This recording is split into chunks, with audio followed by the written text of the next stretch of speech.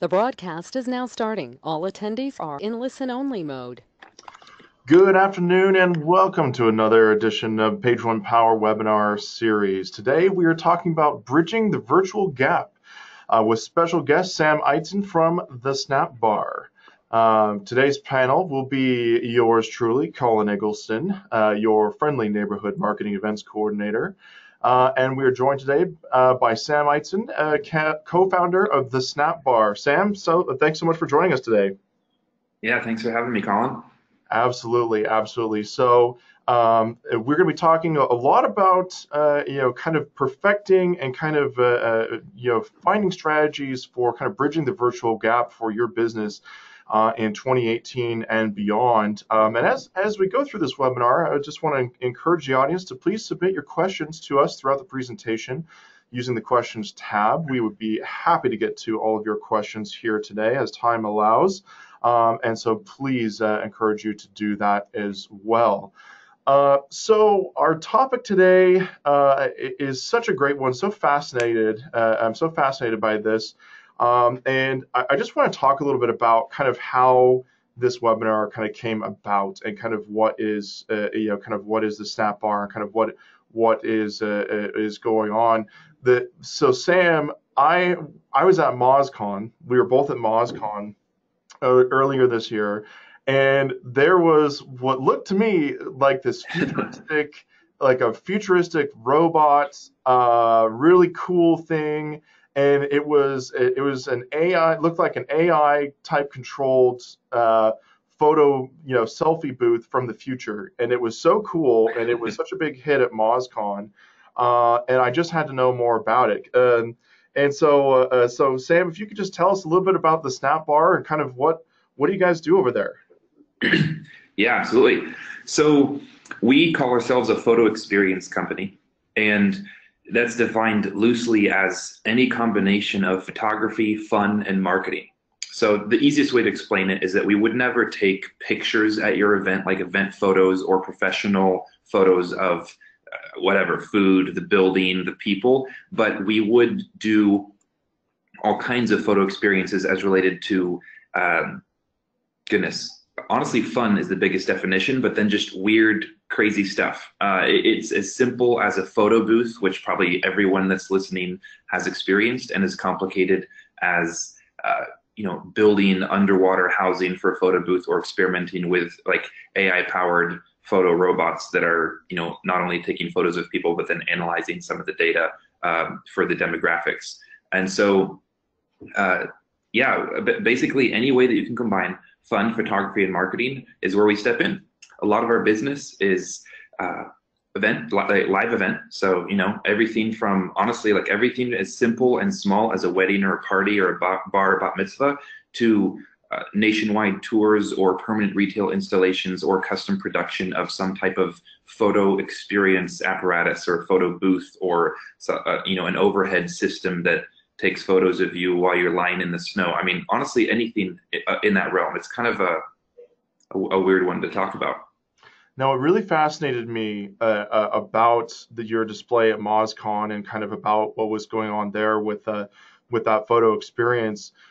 Is that it was such a perfect kind of allegory for bridging that gap between a physical real-time experience and an online presence and an online shareable experience as well.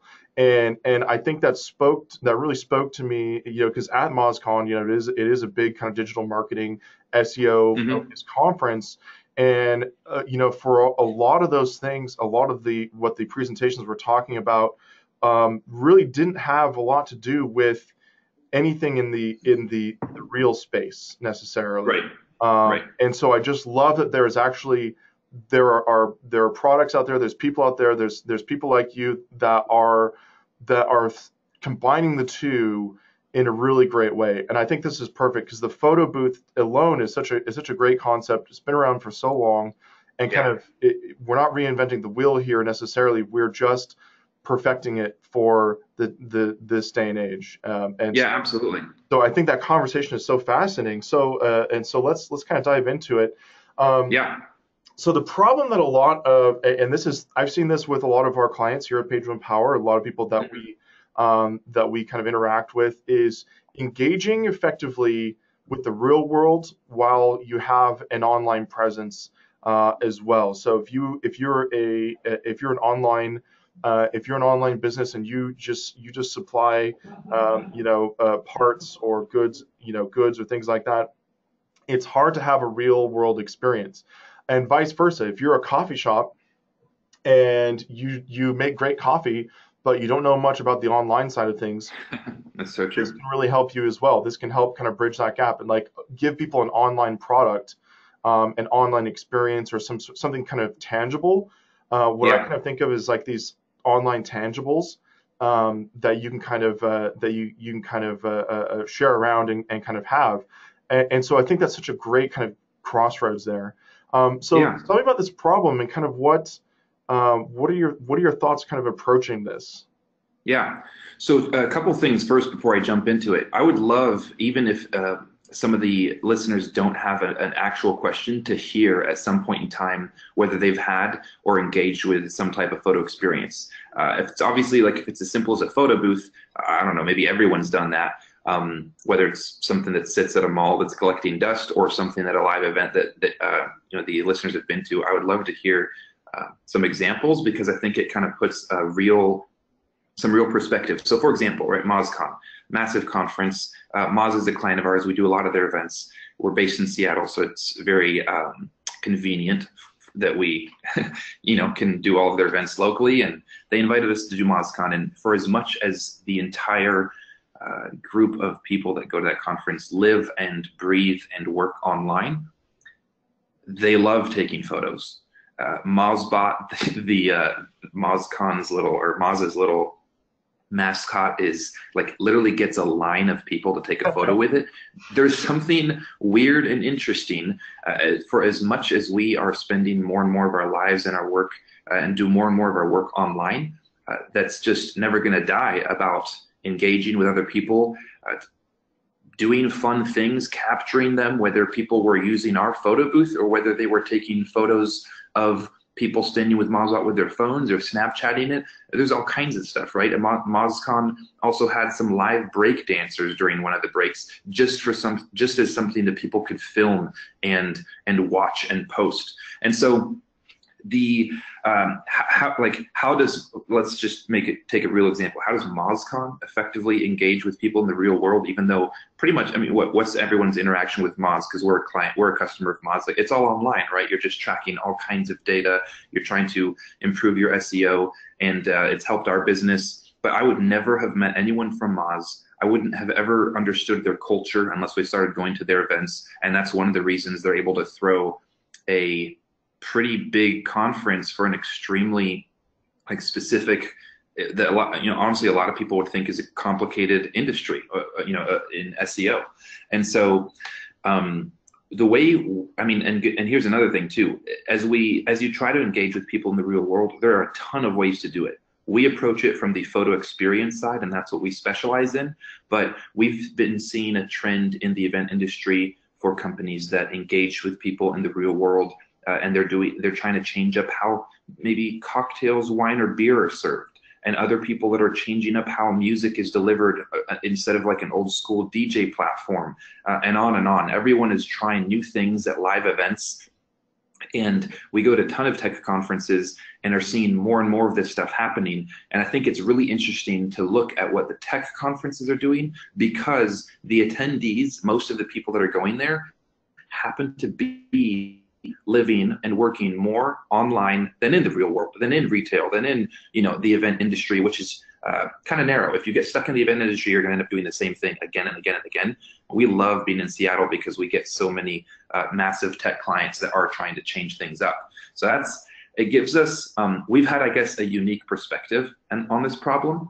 And one of the ways we're trying to solve it for our clients is by creating, we have a lot of ways that we're going to be doing it down the road, but we're not that old as a company. So one of the ways we're doing it is we're creating engaging experiences or immersive experiences at live events. And the little robot that you saw, at MozCon was one experiment. Same with the massive set that we built for them that went along with MozCon's theme this year, which was like this underground kind of subway system. So we built a set, and people were able to take photos and share their experience. We were also at the party, and with a different setup altogether. The after party, taking photos there, and people shared them. People used them online, and it turned a conference for a bunch of SEOs into a conference for just a bunch of people that like to have a good time and like to go to a cool party and drink and take photos with their friends and have those memories, And so that's one way. That's just kind of the basic way that it's happening more and more. And we'll talk, I think, about retail and what the experience age means for different people, but we are looking to create memories and kind of infuse live events with a certain element of fun, and I don't know, give people keepsakes, whether digital or physical, because some of our experiences use old school, not old school printers, but we print stuff, believe it or not, right? People still want a printed photo in 2017, and it's interesting to kind of, as more and more stuff goes digital, to see how the physical is not dying yet, or if it is dying, there's a certain part of it that's dying, and we're trying to come up with new ways to engage with it.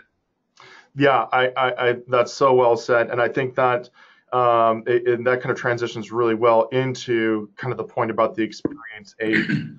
I know that when you Netflix is definitely kind of a leader in a lot of ways, a lot of industries, as far as how we consume media, how we kind of approach kind of modern cinema, modern television, watching. And one of the buzzwords that Netflix uses often is sessionable. Is something sessionable? Is this show sessionable? Is this, or you can even apply it to a potato chip, or can you have a potato chip session where you want to just eat a bunch of those?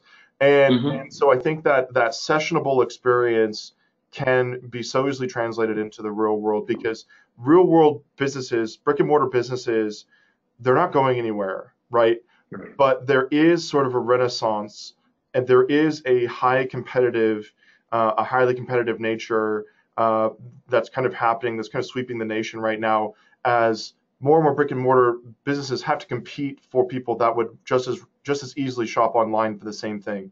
Cupcake delivery, even like bakeries and things like that are going online. I can get cupcakes delivered, faster than it would take to maybe find a cupcake place close to me. Okay, where is it? Oh, I got to drive down there. Oh, it's 2:00. There's traffic. It's 2:00 on a Friday. There's traffic. I'm going to be gone 2 hours. This is this is the worst. But if there's a reason, if the cupcake place, I must be hungry because that's on my mind.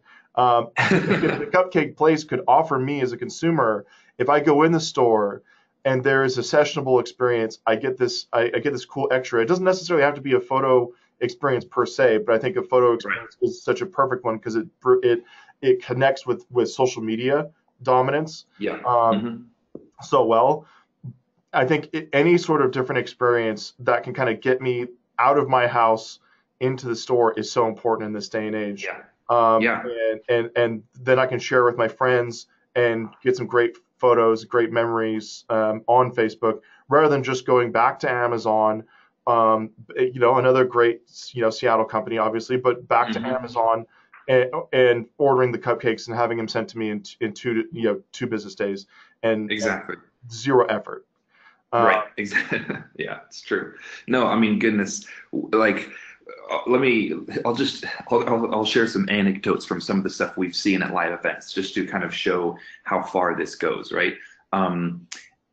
We make revenue 3 big ways, or we have 3 big types of clients. We have tech companies and companies that are predominantly online, that try to engage with their employees, their guests, their consumers, their users at live events, because where else would you ever connect with them in the real world when you don't have a storefront, It's going to be at some type of event, some type of festival, some type of sponsorship at a street fair. I mean, or Coachella or whatever it's going to be, right? So you're trying to engage with people there, like Spotify, for example. The only way you're ever going to have a real live interaction with Spotify other than listening to their music on your phone or your computer or wherever is if you go to Coachella, for example, or some other music event and go to the Spotify lounge where they have Spotify branded ping pong tables and drinks and massive speakers playing Spotify music and all kinds of stuff like that, right? So that's one of our clients. Another client is the one that's stuck in not even retail, but in the real world and doesn't understand digital yet. So a cupcake company that hasn't figured out how to deliver it to your door really quick or incentivize people to come into their store. And they approach us saying, hey, how do we get people, how do we get people to post about us, to share about us, to engage with us online? And so of course, we say that one of the answers might be photo experiences, and then we try to sell them. And then for the final group of people are just people that want to have a good time with a photo booth, whether that's at a wedding or a holiday party or a retirement. I mean, you think of it anywhere you're gonna drink and hang out with friends and you want to take goofy photos, that's great. So we have these three main client spheres. Well, specifically in the realm of these big tech companies that have to put on or want to put on live events for their users or their employees, etc. We've seen crazy stuff, weird experiences created, like a trailer full of puppies that you can walk into and just sit with. We've seen an indoor bunny rabbit petting zoo where this room inside a building was converted into like a hay-covered petting zoo with just tons of bunnies that you could go pet and hold and take pictures with. And of course, there's things like trapeze artists up above your holiday party just because it's another visual experience. And then of course, there's the photo experience realm. And then there's silent discos where hundreds of people are dancing in completely silent room, each listening to their own music and congregating next to people whose headphones are lit up with a certain color because you know that those people are listening to the same music as you, and on and on. Right? Just some people that's new stuff. To some people, they see it at every other event. We see this. We see the stakes being raised every year to more and more. I shouldn't call it weird. It's actually sometimes really, really interesting, and you understand why maybe people would love to go snuggle puppies in a trailer and take pictures of it, because it's an adorable experience. How that makes it into holiday parties with 3,000 people is beyond me, but it's crazy. Like it happens, and we see this kind of stuff all the time. So the experience age, the quote that's on the slide I took from really literally the Wikipedia definition of the experience age. And it's a quote that comes from a couple of guys that kind of coined the term and started speaking to it in the early 90s, I believe, like in 1995. And it was that this was their statement, right? Businesses must orchestrate memorable events for their customers, and that memory itself becomes a product of the experience. And that really speaks very, very well to photo experiences, because we're creating like moments, as it were, that are captured with a camera. But it extends beyond that, because the moment that you spend in a trailer full of puppies is also going to be something that lasts with you, whether or not you Snapchatted the experience or not, right? And so when it comes to engaging, so honestly, during today's talk, this experience age thing, maybe what I'll do is I'll approach it from the big tech client that wants to reach people at live events. And then the future of retail is maybe more, which will be coming up next, is I'll approach it more from businesses that are very analog and non-digital, right? Like still physical retail front, all that kind of stuff. How do they engage online? We can maybe talk about these two main areas and not talk so much about just the standard parties we do at the photo booths, because that's everyone kind of knows what that is. And so anyways, what we've been seeing in this experience age is we are, so I'll share another, Colin, you'd appreciate this. We went to Vegas for a week for the Tableau conference. So they do a big conference every year in Vegas, and they were releasing a new product, and one of the themes was speed. So they asked us, hey, we want to convey this concept of speed. Like people are zooming through hyperspace. How do we do it? So that'll be a question that we get asked, and now it's up to us to pitch the client on some type of photo experience that conveys this message, so that when they're talking about this new product called Hyper from the stage, and they're talking about this new product called Hyper from the showroom with their salespeople, you can even go get a photo taken that is all about Hyper, right? So that this consistent messaging for this new product launch, etc. So what we ended up doing was we printed a big backdrop with kind of stars zooming off into the distance as if you had gone into hyperspeed. And then we kind of came up with the most analog solution of all, which was to use a leaf blower, an electric leaf blower, and basically push air at 60 miles an hour into someone's face for 3 seconds while we took kind of like a boomerang GIF style photo. And the end result was absolutely hilarious.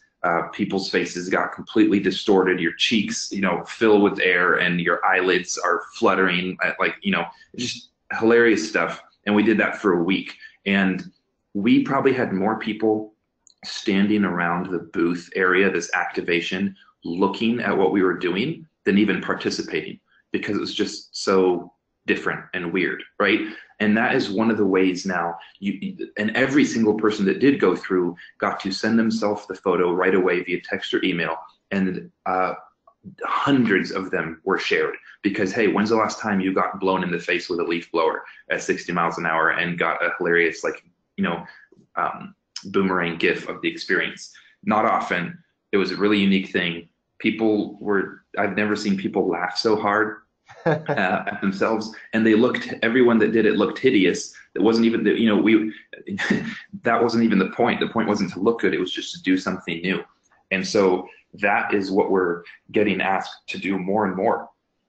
And for us, it's fun to experiment, but honestly, what that tells me and what we've been noticing in some of these requests is that people, our clients, on behalf of their consumers, users, conference attendees, expo attendees, whatever, are looking for unique experiences for people to engage in, because, quote unquote, we're living in an experience age where the experience and the moment and the memory is more important than the thing or the information. And that's loose, because people were flying in from all over the world to this conference to hear about a lot of technical information. But a big part of it was experiencing this company, Tableau, in a unique way. And their conference is massive and really, really well done. And people do come to it, even though, honestly, I think that you could probably learn it all from a blog, like or a series of videos that Tableau will create about all these products. Undoubtedly, you could just learn it like that, but people come to this thing to experience something, and we get to be a part of it. So that's an interesting way to do it, and we're seeing this, I think, across a lot of different maybe industries. So I was just actually heard Rand Fishkin of Moz to give a talk a couple days ago at a conference here in Seattle. And he was talking about how he believes that Google is turning into more of a suggestion engine than a search engine, because of how much money they're giving up right now, giving space at the top of these results for stuff that they automatically generate, right? These little info boxes and answers as to what the weather is, and all that kind of stuff. Whereas it used to be that they could sell that space to companies that would pay money to get a click at the top with the Google ad.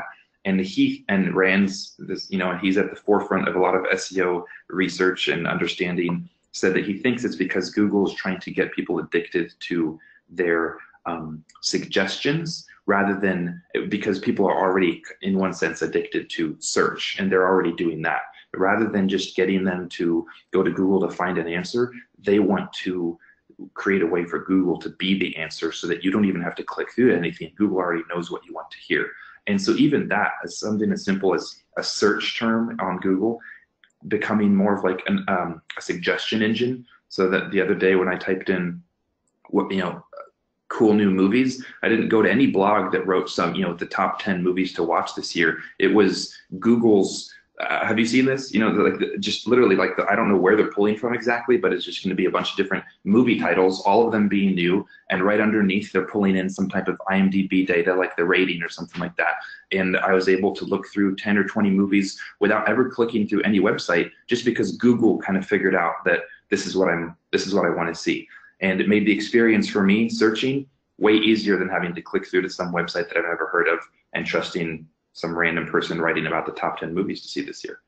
Does that make sense? Yeah, I mean, Google has come a long way with their suggestion box, their answer boxes, and their knowledge graphs that all kind of appear in the search, because the search product itself I mean, Rand's absolutely right, and the product of search is changing, and it's really morphing into something that, because why would Google want you to go to someone else's website? Google has their own website and their own interests in mind.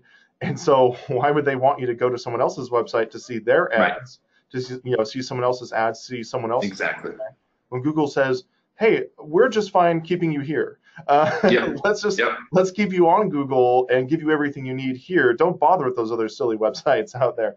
I wanted to address, we're getting some great comments and questions here pouring in from the audience. So David, back when we were kind of talking about puppies a little bit, David had a great comment. David says, puppies equals oxytocin plus dopamine. So very right. I think that's another, not only a puppy is, a great photo opportunity, but they also kind of get you a free high, a little bit, a free high there. So I thought that was kind of fun. Ryan is writing in. Ryan has a question here too, kind of talking about, okay, why are it says, do you think that FOMO, fear of missing out, is an influencer for those that seek out participatory experiences, both online and in person? Is FOMO another fad like YOLO was, or will we be seeing more demand for immersive experiences? Okay, great. A lot of kind of packed up in there. What do you think, Sam? I definitely think that it's not going to be like YOLO, and that it's more it has more to do with like the actual human experience, especially in this day and age. So I'll say in our business for the past 5 years, we started as a very, very basic photo booth company doing parties. And now more than ever, we're getting requests to do the most complex, interesting stuff, where we are almost being partnered with by some of these companies as a creative agency to come up with some type of solution, rather than just like, hey, put your photo booth up and take pictures and put them online, right? So for us, we're seeing over the past 5 years a huge growth in this experience creation and or the desire to create an immersive experience, or a lot of crazy stuff, right? Again, specifically related to the photo experience realm, so I can't speak for every industry. And part of it is FOMO for sure. Like when we go to multi-day events or conferences with thousands and thousands of attendees, where not everyone on day one walks by the area that maybe the photo experience is, we will get people coming by every single day for the rest of that conference or that expo or this multi-day event saying, hey, is this where I can get the etc., whatever we're doing? So, why? Sometimes it's their friends telling them. Sometimes they got a text message or an email from friends. A lot of time they actually saw it on Instagram or Facebook or some of the places online. So some of these forums, right? So during MozCon, the Facebook group for Moz is very active, and people post pictures and people post experiences, etc. So yeah, that's actually happening. People are definitely afraid of missing out, and maybe not afraid, but they see something, they're thinking, gosh, I have to be part of that. I want to go find where this is. And so, yeah, even at the Vegas experience with the leaf blower, we had that happening probably every hour, every single day. People coming saying, is this where I can do this? Because they saw it somewhere or heard about it.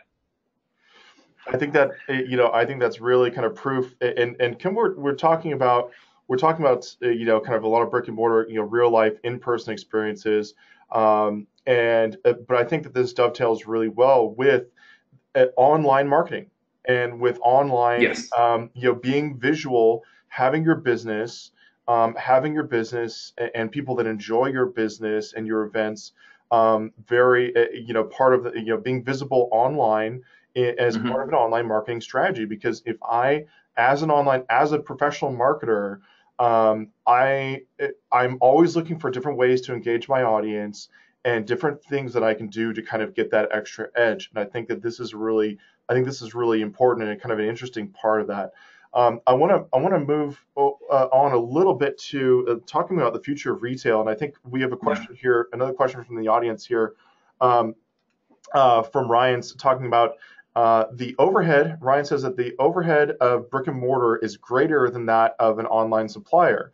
Not only is Yes. online shopping more convenient, it also costs less. Hmm. So yeah, let's talk about that and kind of the future of retail in general. Yeah, how do you compete with how does a brick and mortar compete with such low overhead where all you have to do is have a warehouse, a website, and a shipping contract? Yeah, exactly. Well, it's tough, and that's why a lot of people say that retail as we know it is dying or dead. And it's true, I would say. The way that we've known retail is definitely dying or dead. In my own city of Seattle, places I used to go for coffee are closed. Why? Because they were um, too, I would say, maybe standard, too normal. They weren't.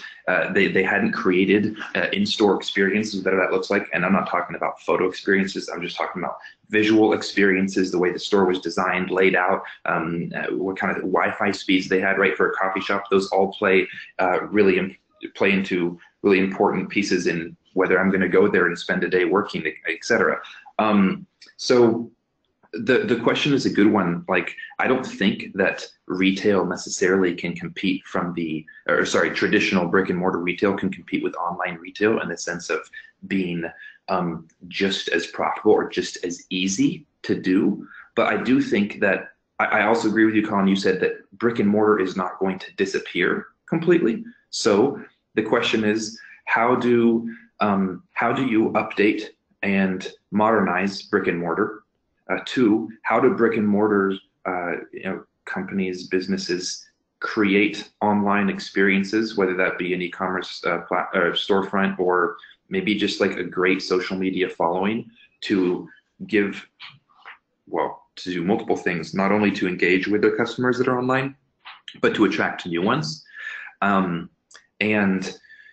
finally, I mean, goodness, the cost thing that's changing. So I was just had a conversation with some of our staff yesterday about the future of pop-up stores and what those are going to look like, and that they're happening more and more because signing a 7-year lease to have a brick and mortar shop is really expensive, but being able to pop up in New York on a really popular area for 6 months and then take down is way less expensive. It's not nearly as risky, and if you do it during a popular time of the year, thousands and thousands of people get to walk by the store, try on your whatever, look at your coffee, whatever you want to, whatever online thing you're selling, and then have basically a in real life touch point that that gives life to this thing that you only knew was online. So goodness, that's a big question. I mean, There's so much. Yeah, there's so much to tackle. yeah. So going through some of like the notes that I'd created in preparation. So let me just ask, these are kind of formulated as questions, right? How do you incentivize people to enter brick and mortar? That's one, right? Because why would you go to brick and mortar when you can order online?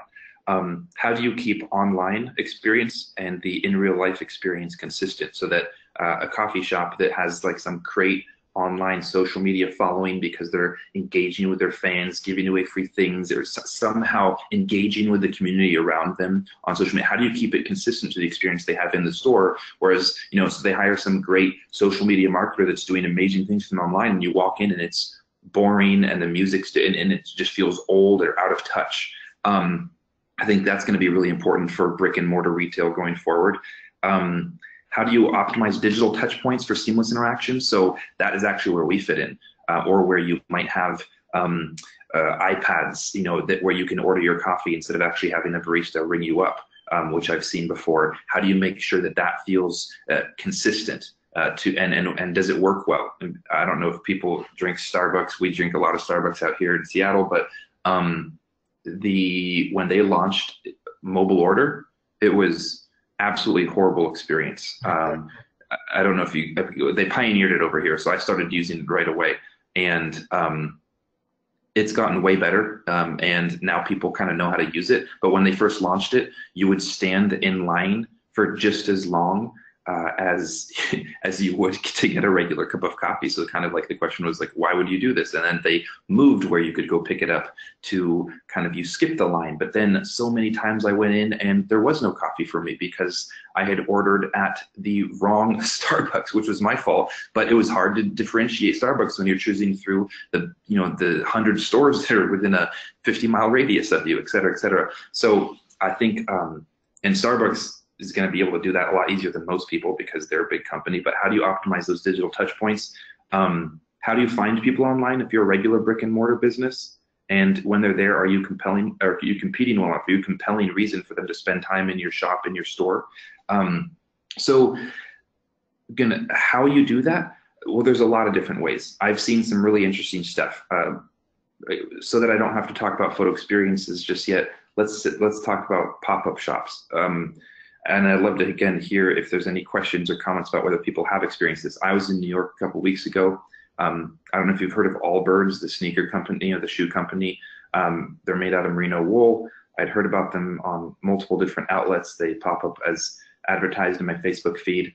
I don't typically buy shoes online because I have flat feet. So it's hard for me to wear shoes that I have no idea how they feel. I was walking around in New York. Boom, there's an Allbirds store. I had no clue that Allbirds was even in retail. I walk in, ask them, is this permanent? And they say no. Even though it looks permanent, it's only going to be here for 6 more months. But it's an amazing looking store. They have a giant like human hamster wheel that you can test out with their shoes, which is genius. And they set it up so that it looked like you were walking on clouds. So while there was no photo booth there, I looked online, searched Allbirds as a hashtag, and tons of photos were popping up of people not only wearing their shoes, but at this store walking on this giant human hamster wheels that looked like it was suspended in the clouds with their Allbirds on, right? It was just a perfect example of potentially, quote unquote, the future of retail. They're not permanent. They're in a really popular location being seen by tons of people. So people that didn't know about Allbirds are getting exposed to them, and people like me that were exposed to them are now getting to see them in real life. I tried on shoes. I didn't buy any, but I actually bought some for my wife right there on the spot. She had never heard of them, but she loved them. And while we didn't actually take photos of ourselves doing the hamster wheel, we definitely had gotten on the hamster wheel to like run around on it, and it was hilarious. And we left, and I just thought to myself, that is absolutely brilliant. They have created a personal connection with me, whereas they are a 100% like online business. You can't buy Allbirds at Nordstrom. They don't have any permanent store that I know of, and they were the fastest growing. I think they still are the fastest growing sneaker in the history of shoes, even faster than the best selling Nike. Not necessarily in terms of like rate dollar amount, but the fastest selling. I think that there's a challenge out. I think that, even as as a kid kind of growing up at the dawn of the internet age and kind of seeing Amazon, because I remember kids when Amazon only sold books. Yep. Ask your grandparents. Now there's a challenge now, and it seems to be more, the stakes are higher than ever, that retail, brick and mortar retailers need to step up their game, because back in the day, if you wanted to go get fast food or go to like a local eatery, think about it, the in-person experience was frankly terrible. Like, you go to get fast food, what's your experience? Oh, you're in a crowded, gross place that kind of looks like it's been sprayed down with like water, with bleach. Mm-hmm. And you get your order from a surly teenager that hates you for being there, and for why did you even bother to come in that day, because you're just ruining their day just by existing.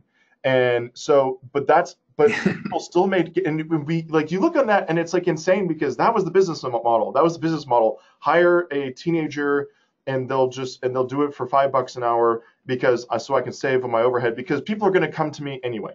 People are going to come to my store anyway because I'm in a good spot. I'm in a good, thoroughfare. I'm in a good place in this college town. And now we are saying, now that we have choice as a consumer, I don't want to deal with this early teenager that gets my order wrong and takes forever. I'm going to say, forget that, and I'm going somewhere else with a better experience, or I'm going online. And now I'm online, and there's no surly teenager. The computer gets my order right 100% of the time, and it gets delivered to me in a nice and pleasant manner. So the gauntlet is down. Those old school ways of tackling the problem of staffing your store and setting out your store layout, I think, are gone. We need to forget about what we saw growing up and realize that everything has changed. And there's a great. I was just going to say real quick. There's someone else from the chat from the audience is saying. David is saying, even mundane experience is in decline based on the growth of gesticulating with your phone. This will continue to feed the option of exploiting real-world experiences as people feel more self-isolated. So we have choice, and we also have interconnectivity with our phone. We have a computer in our pocket that could probably get us a better burger somewhere else if we don't like the service we're getting. So, I mean, how do we unpack all that? Well, I'll just keep using examples that we've seen. Some of them are, again, related to photos, some not. But so for example, let's take restaurants, right, that you brought up, or it's easier to order from your computer. Well, the good news for restaurants in the future of brick and mortar retail is that you can now, as a restaurant, maybe keep your doors open longer, even though you have less people sitting down in your store or in your shop. If you've signed up for delivery with one of the many different food delivery services, you've now expanded your reach. And so that's a way where digital is helping maybe a brick and mortar business that would have otherwise gone out of business. So great, good for them. Like this is an online solution that if they embrace and they do well with, it can help their bottom line. But let's take, let's take Nordstrom, for example, a really big example that most people would be aware of. Why would and Nordstrom maybe isn't even the best example. Let's take Toys R Us. That's a better example. There you go, right? Why would I go into Toys R Us anymore?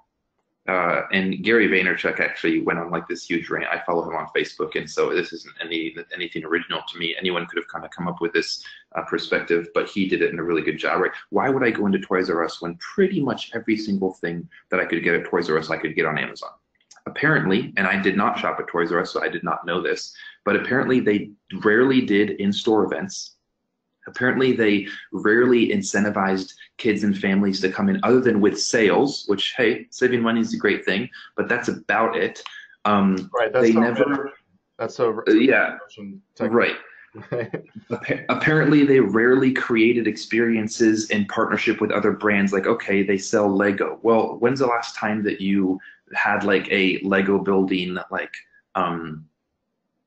I don't know, calling it seminar would be weird because it's with kids, but like a Lego building party with kids in your store space. The stores were arranged and kept as like a Walmart for toys. Just you go in and you buy stuff and you walk out. There was no community hub. There was no reason to stay longer. There was no, other than looking at toys and playing with some of the interactive ones, there was no area where you could just go and just play, right? Like as a kid.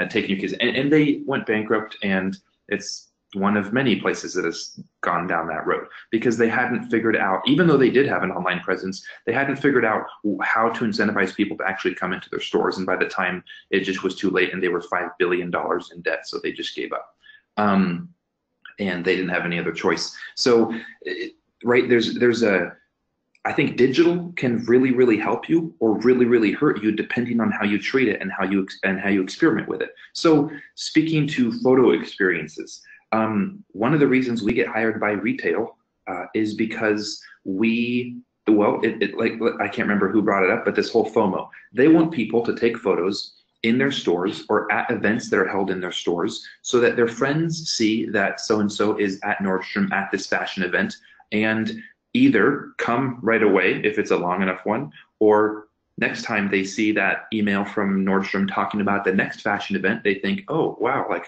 so-and-so is there, I should get there too, because maybe they trust their taste, maybe they want to go together, who knows. You will probably not get too many people take just for fun, pulling out their phones and taking pictures at a Nordstrom fashion event. I mean, it definitely is happening. There's always bloggers there that they're posting about it. But for your average person, you're not necessarily feeling incentivized to do that because it's just other people walking around in cool clothes and some sales going on and they're serving you champagne. Or at Neiman Marcus, we've done events like this a lot, actually. But if there is a photo setup, and this is why we'd be hired, that places you on what looks like a catwalk or a runway, and you get to go and grab any $700 jacket off the shelves or off the racks at Neiman Marcus, put it on, pose, take an amazing photo of yourself, and it looks like you're on a runway. Now you look like the model, or you look like the person, walking around with the clothes. People love that. That is something that you might post, or at least that's the hope. And sometimes at events it goes really, really well, and we get tons of engagement where people post online. And if the event isn't well executed, it doesn't matter how great of a photo experience we provide. There's only 20 people here, so no one showed up. And so I think we get to actually be a part of some brick and mortar retail's experiments, and that's been really interesting to watch. And we've been seeing some of it work really well and some of it not working so well. And we've been doing events for Neiman Marcus for a long time, and some of these massive events that we've been doing for like 3 or 4 years now, just this year were canceled because even though the photo experience part of it was always a great fun time and we saw people post online, the overall ROI for an in-store event where only 30 people showed up wasn't there, so they canceled the whole plan across all Neiman Marcus stores. And so do I have the perfect answer to figure out like how you would do it? No, otherwise I'd probably have another business about how to solve retail and we'd make a lot of money that way too. But we're trying to solve it with photo experiences specifically. And so let's say, for coffee shops, we work with coffee shops, we work with brick and mortar, like clothing companies, some big, some small. We work with bars and restaurants. We work with some clubs. We are there to create fun photo experiences, or at least create the opportunity for people to take branded photos. And the incentive then would be to post it online so that your friend Bob is seen at such and such a bar with his friends having a good time.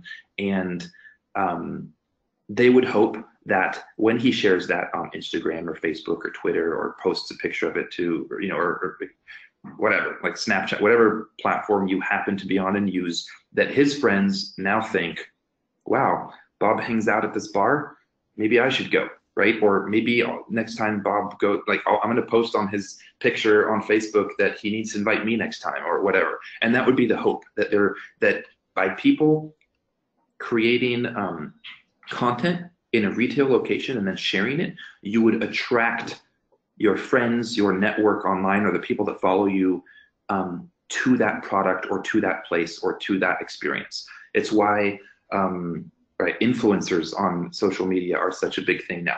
They have these massive followings, and brands will hire them to post very sneaky photos of said influencer with a bottle of this or a new jacket from here. And their hope, which is hard to track, but their hope is that all these followers see so-and-so with this new jacket, they click through, find the brand, and go buy that jacket, or at least now are aware of the brand that this person they follow and look up to is wearing. And so I think there's a lot of different ways to do it. I mean, I don't want to, it's not that we have necessarily secrets, but honestly, a lot of the time when we get approached by a client who wants to solve an issue like, I want to grow our social following, or we need more click-throughs to our website, we, maybe SEOs are solving those problems by, through SEO, and we're trying to solve some of those problems they have through photo experiences. It's an interesting thing, but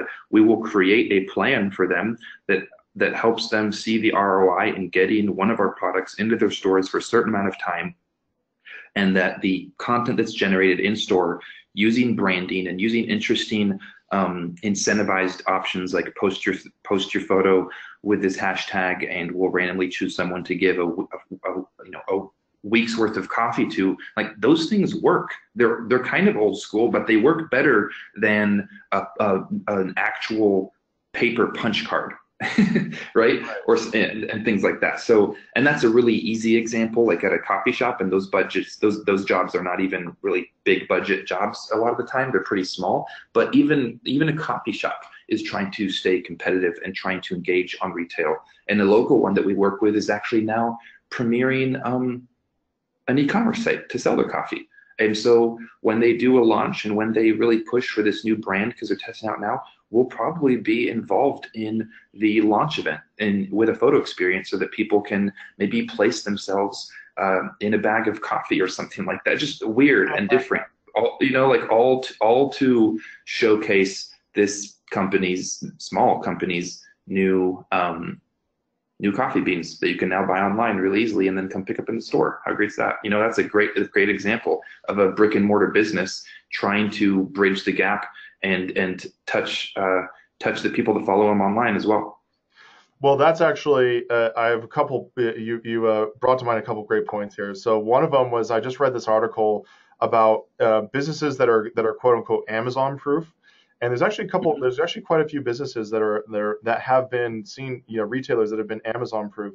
One of them was the dollar stores, which I thought was really interesting.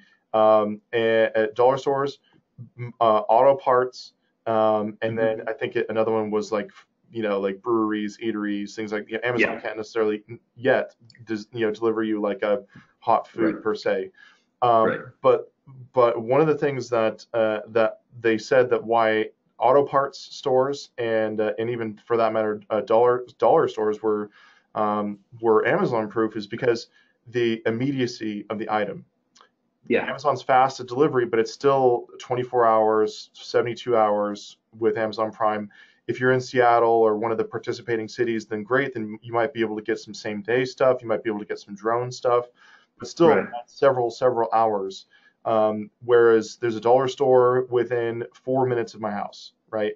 So I can have those dollar store items. I can have my auto parts. My car breaks down. I take an Uber to the auto parts store. I get the parts there in less than an hour. I'm done. So that's Amazon proof. So I think those things, those businesses and that type of business model is still going to be Amazon proof in 2018 and beyond, I think.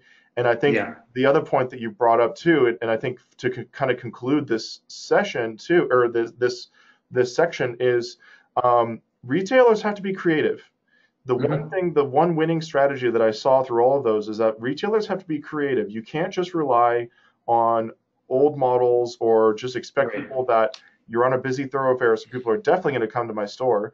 You have to be creative, and you really kind of have to be savvy and embracing tech. I want to make so I read this book called Pattern Recognition by William Gibson, and he wrote it in 2003. And so this is before Twitter and actually just before Facebook. He probably wrote it in 2002, so pre-Facebook, pre-social media. And in Pattern Recognition by William Gibson, one of the most amazing things that he presaged in that book, because it's kind of a futuristic kind of look at advertising and kind of marketing. It's actually all about marketing. And one of the ways that William Gibson predicted would be a huge marketing ploy in the future was just what you're talking about, Sam, was with the influencers. One of the people in the book was actually hired, they would hire, one of the marketing firms would hire beautiful, like attractive young men and women to go to bars and to go to these hot spots, where a lot of big decision makers would go to frequent, to have drinks and have dinner, fancy restaurants. And they would hire these people to wear their products, wear their clothes, like wear really cool, expensive name brand clothes, and kind of show them off as like live model experiences. And then they would also pay these influencers, these IRL, these in real life influencers, to talk about how much they loved a certain product in a casual conversation. So the whole time Oh, wow. you're being advertised to by somebody face to face without Yep. actually knowing it and without realizing Yep. it. And so it's amazing that he predicted the influencer kind of market That, for all of that. yeah, that's incredible. Um, so let's talk about let's move on to our final section here. This is really fascinating. The half-life of a photo. So what is a photo to us? I think that definition of that has changed, at least in my Yes. lifetime that I've seen. It Hmm. went from things that maybe your parents stuffed in these old stuffy, books, photo books, and they were physical things. A photo was a physical thing for a long time to Yeah. me. Yep. And then now a photo is digital. Now a photo can be a short video without sound, like a GIF or something like that. The definition of photo has changed, and I think the experience of the way that we consume and create photos has changed too. Definitely. Tell me a little bit about that. Yeah, so I mean, we've got. I'm in the same boat. I'm 29 years old, so I my parents had, right, like old school film cameras that they would take pictures of us with, and all the photos that yeah, scrapbooks, paper shoeboxes filled with them, et cetera, et cetera. And that was the definition of a photo for sure. Disposable cameras that took, what, 24 photos. You'd have to be really careful about. Oh, it was so different. And now, of course, my 6-year-old son can take like a photo on my phone, right? Like, because he knows how it works. That alone, the way we take photos and the way that they get distributed is completely different. Yep. But what's really interesting and what we think about when we talk about the half-life of a photo is not just like the actual taking of a photo, which is being pioneered even sometimes now by phone companies like Apple, where so much focus is on the camera and on what you can do with it and all this stuff. What we think is like, well, what happens not just when a photo is taken, but when it's shared? And specifically because of the industry that we're in, we're looking at social media or at least our clients are asking us to look at social media. And again, going back to that FOMO thing, which I think was a really interesting and good question because so much of it's true. What is happening when you share a photo to Instagram, other than just that, now your friends know that you're in Costa Rica on vacation, or now your friends know that you have a cool new car? It's doing more than just kind of sharing the fact that you took a photo, because no one that I know posts every photo they take to any social platform where they have friends and followers and family that they connect with. What you are doing when you take a photo is you are creating the image of the life that you want other people to see that you have, if that makes any sense, right? So you're curating. That's perfect. Yeah, that's exactly So it. and some people are easy to make fun of. When I mean, okay, here's another funny story. My wife and I were eating a bagel in New York for breakfast, and I kid you not, a girl next to us took photos of her pretending to take a bite out of a bagel at this like fancy-ish bagel place for 35 minutes. The entire time that we were eating our breakfast, she was taking photos, and we watched her the entire time. She did not touch her bagel for 35 minutes. That blew my mind. I mean, I have an Instagram account and I post some photos, and obviously I choose the best photos to post, but that was insane. Like, I don't know how many photos she took, but what she's doing is she is trying to capture the perfect pose, look, whatever, and share it with the world so that, I mean, she's curating her life online and hoping that people, well, I don't know what she's thinking, but I would assume that she's hoping that people think it's cool, that people think she looks pretty, that people think the bagel looked good. Maybe they'll ask where this photo was taken, et cetera, et cetera. And for that bagel business, I'm sure that is a gem to see that happening, because that's free advertising for them, right? And so when we talk about the half-life of a photo, that photo that she took so long to take, or that photo that I took that I post to social media, is not just me putting a photo in a scrapbook. It's more than just photo storage. It's even more than just photo sharing, because more and more, I think all of us, whether we like to admit it or not, are curating the life that we want to think we have, or the life specifically we want other people to see that we have. And some people are less strict about what that means or what that looks like, but it's the reason that I don't post really crappy photos that I take. I try to post the good ones. Why don't I post every photo that I take, even if it's blurry? Isn't that like a better representation of like who I am and what I experience? Yes, but I don't. And even that is actually changing now, and it's hard to understand or see where it's going with Snapchat, where actually nothing's really polished, and it's all live and shaky and kind of in real time. But even on Snapchat, one of the most popular filters they have is that thing that like makes your face kind of glow and look perfect, right? Like, I don't know what it's called, but it softens your skin and makes your eyes bigger and turns you into the doll version of yourself, essentially. And so honestly, like, I don't think we have an answer, but it's just that, and I think that people that have come up with answers as to why that's happening are not even completely accurate as to why it's happening, because we're still seeing it change so much. And I have kids, or I have a son who's 6 and a daughter who's 3. Some of those things even concern me about the future, about how much my kids are going to care about what they look like to other people, you know, and not just be confident with who they are and what they're doing. So it's an interesting thing, but it's also our business. And so our business is to incentivize people to capture in themselves in the best light or the most unique light, or doing some crazy unique experience and then share it with the world. And what our clients want is for those photos to have a long, quote unquote, like half-life. They want them to live on the internet for a long time and generate consistent impressions and hopefully reach, which is why so many of our photos are branded with company logos. It's why so many of our experiences are very custom and creative, so that those photos don't just get buried amongst the 1,000 selfies that you have.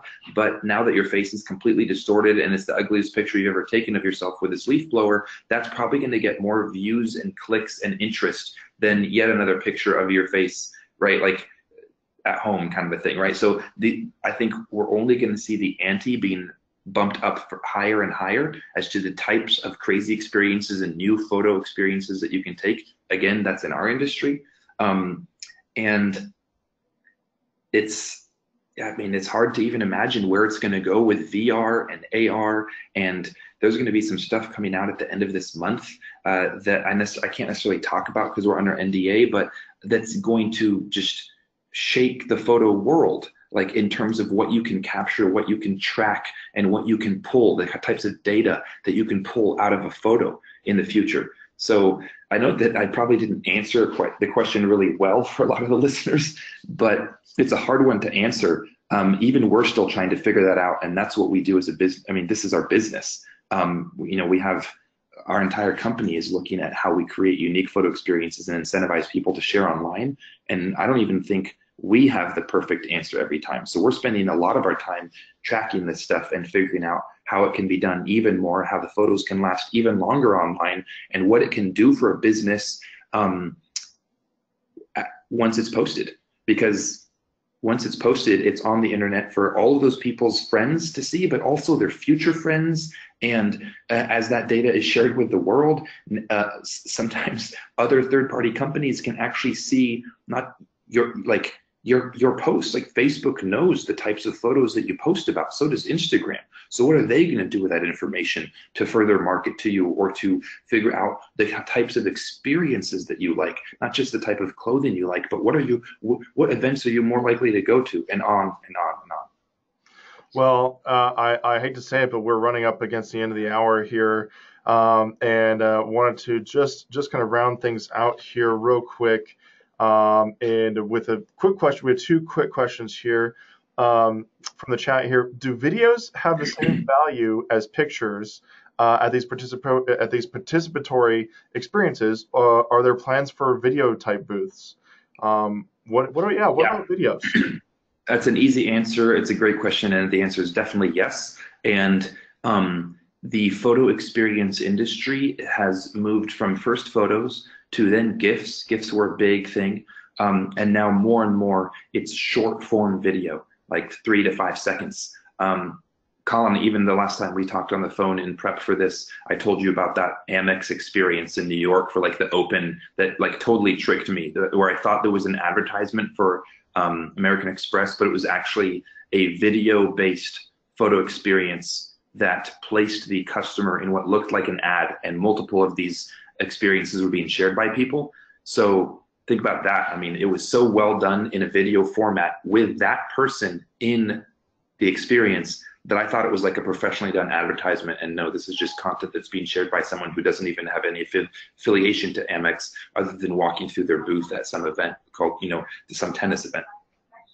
Right, and I think that lends to the creativity. If these businesses are going to survive and thrive, that creativity, that innovation is really going to have to shine. One last question here. What is from the chat? What is the marketing lifespan of a shared photo? So how long after that photo is taken can we still use it for marketing? Oh, well, goodness. I mean, how long can you, excuse me. It depends. So the clients that we work with can't always use the photos that we take for them for marketing unless they like get the client or the user to agree that it can be used in marketing. So that's a harder question to answer. But how long a photo that's posted to the internet by someone that has, say, that logo on it or that brand logo on it, or in that video, like that weird advertisement video example, oh, I can't remember the exact date. I mean, those stats have been published by Instagram and Facebook about how long something you post actually lasts. It's definitely, depending on how much traction it gets, it's not a super long time. So if it's a regular photo of yourself, probably no more than a couple hours in your feed. But if it's a weird experience or a crazy experience that places you, for example, or that leaf blower thing, one of the things we noticed was that the photos that people were posting of their leaf blower face were getting way more engagement than a lot of the photos that they have been posting onto their Instagram feeds just regularly. And the reason for that is it's that much weirder and that much different. And algorithms, at least on social media, I can't speak for, I mean, on a blog, if your blog becomes popular, then any photo you have on that blog post is going to stay relevant for a long time. But let's use social media as the example. The algorithms reward photos that engage with people more. So the weirder the experience or the more interesting and almost seamless the video advertisement or whatever we create for our clients and that are then shared by the users, the more engagement that's going to be. And I think that can last up to maybe like 2 or 3 days now. So it's not like months or years unless someone's deliberately looking for that stuff. But I've seen really influential posts from friends of mine, at least by the way that like Snapchat or Instagram or Facebook calculates how popular that post is, bump back onto my feed in different areas of my feeds for multiple days in a row as new comments and new questions and more views and more likes pile up because of whether it's a big announcement or a really interesting, cool photo, etc. But honestly, I probably wouldn't even be the best answer to that because I'm sure that I know for a fact that Facebook and Instagram publish that type of data publicly. Well, perfect. Well, that is all the time we have for today. I just want to, as we kind of gather our parting thoughts here, I just want to do a quick poll here for our audience. And poll question is, would you like to know more about what the SnapBar or Page One Power can do for your business? We'd love to help you out with your online and offline strategies. And you definitely, the time is now to really kind of get your strategies going for 2018 and beyond. SEO, SEO, link building, in real life experiences like the SnapBar. All these things are getting to be more and more important as the year goes on, as time goes on, because things are getting more and more competitive out there. And with that, there's also the FOMO, but there's also the everything available all the time, always. And so when you have that, it's hard to be competitive in such a huge landscape that the internet is. So excellent. Thank you everybody for voting there on that. So perfect. Well, so parting thoughts, Sam, as we kind of wrap this up. I have a quick parting thought is never underestimate the power of creativity. And don't be afraid to try things. If you're a business, don't be afraid to try things with your marketing strategy that are different or even seem strange or weird because you don't know what's going to succeed until you try it. Yeah. And Sam, do you have a parting thought for us? I mean, I would, I would say that as you look to, especially as I don't know who exactly was part of all the listeners, but as you try to help your clients or your own business succeed in the digital age, whether it's brick and mortar, although I assume most of the people that were listening do not have brick and mortar stores and are more, their expertise is in the online realm. Really think about how you can engage with people in real life. I mean, it's in one sense an echo of what you said, Colin. And also go to photo experience companies, not even necessarily the SnapBar, and ask them what works. Because one of the things that I will say is really cool about us being a part of this event industry and seeing it all is even if you decide that a photo experience is not what you need to engage with people in real life or help your brick and mortar store engage more online, people that run our types of companies get to go to so many different events, conferences, expos, and are part of so many different brick and mortar stores trying to grasp for more of an online presence and more of a reach, that they will have helpful ideas. And you can ask them questions like, what's a good strategy? And even if you decide not to book them, like they might be able to help you. Maybe that's a downsell for what we're trying to do. I think a lot of the time they'll also suggest that they have great ideas of how you could engage more. But I think photo experience people like in this industry can be a resource for those that are looking to create some type of momentum, whether from brick and mortar to digital or digital to real life events. Well, that's all the time we have for today. I want to thank everybody for joining us. Sam, thank you so much for your time today. It was great speaking with you. Yeah, thank you, Colin. It was great. Thank you. And thank you, everybody, for joining us. This has been another Page One Power webinar. We want to encourage everybody to check out the SnapBar and check out Page One Power. We'd be happy to help you with any of your online marketing needs. And remember, as always, link unto others as they would link unto you.